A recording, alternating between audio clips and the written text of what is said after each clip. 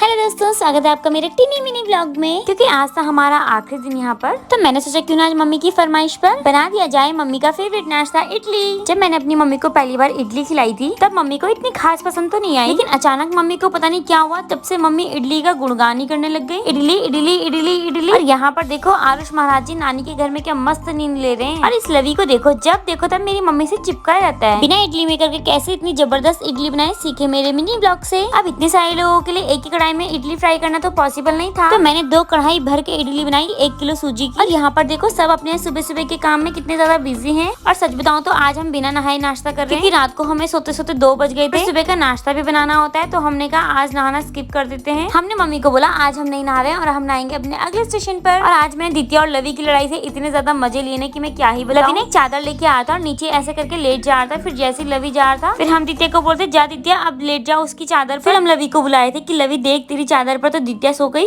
फिर लवी दित्या के हाथ पैर पकड़कर ना उसको वहाँ से हटा रहा था, लेकिन दित्या ना बिना लड़े उठ जा रही थी अपने आप। फिर दित्या ना एक जगह बैठकर गुस्सा होकर बैठ गई। फिर मैंने सोचा एक बार मैं ट्राई करती हूँ, क्या मेरे साथ भी वो ऐसे ही करने वाला है। इस लवी के बच्चे ने तो मुझे मार मार कर मेरा माथा ही सुझा दिया। फिर मैंने सोचा जब मैं उठी हुई हूँ तो फिर कुछ ना कुछ काम ही कर दूं, तो मैंने दिन के लिए आटा भी गूंद दिया, क्योंकि एक बार अगर रजाई में बैठ जाओ ना तो फिर वहाँ से उठने का मन बिल्कुल भी नहीं करता है। और मेरी बहन को देखो कैसे मैडम की तरह जेब में हाथ डाल के मुझे ऑर्डर दे रही है। फटाफट से आटा गूंदने के बाद मैं भी बैठ गई अपनी बहनों के साथ मंडली बनाकर। तो दोस्तों मुझे ना फेसबुक पर एक भैया ने कमेंट किया था कि आप दोनों बहनें काम करती हो, आपकी एक बहन काम नहीं करती है। तो मैं आप लोगों को बता दूं कि वो हम बहनों के बीच की अंडरस्टैंडिंग। जब हम गाँव जाते तो हमारी दूसरी बहनें हमें कुछ भी काम करने नहीं देती है, हमें पूरी तरीके से रेस्ट देती है। तो अब हमारी बारी है कि जब वो यहाँ पर आई है तो हम उनको पूरी तरीके से रेस्ट दें। और हम इतनी सारी बहनें हैं और मैं सबसे छोटी हूँ, तो मेरी सभी बहनों ने मुझे इतना ज्यादा प्यार किया है जैसे वो आज अपने बच्चों को करती है, इसलिए मैं आज उनको इतना प्यार और रिस्पेक्ट देती हूँ। दोस्तों हर रिश्ते में गिव एंड टेक होता है, जैसे आप दूसरों को दोगे वही चीज आपको उनसे मिलेगी। और यही प्यार हम सब बहनों का एक दूसरे के लिए है। तकलीफ किसी को भी हो, दर्द सबको होता है। तो दोस्तों अपनी बहन को इतना मोटिवेट करने के बाद अब मेरी बहन भी रील्स बनाती है। दोस्तों मुझे ना रील बनाने में बहुत ज्यादा मजा आता है, तो मैं अपनी बहन को कहती हूँ एक बार तू भी ट्राई कर, क्या पता तुझे भी एक अलग ही मजा है। और मेरी बहन ने नीचे ही रील बनाई थी, क्योंकि बच्चों पर भी बराबर की निगरानी रखनी पड़ती है। और यहाँ पर देखो हमारे घर के पीछे क्या मस्त तरीके से खेती हो रखी है। तो दोस्तों हम अपने मायके का कड़ी पत्ता तक नहीं छोड़ते हैं। तो दोस्तों इतने मजे करने के बाद अब आ जाते हैं हम इमोशनल मोमेंट पे। दोस्तों जब भी मेरे मायके में मुझे पिटाई लगती है तो मैं बहुत ज्यादा इमोशनल हो जाती हूँ, लेकिन मैं आज बिल्कुल भी इमोशनल नहीं हुई। मैंने अपने आंसुओं को अपने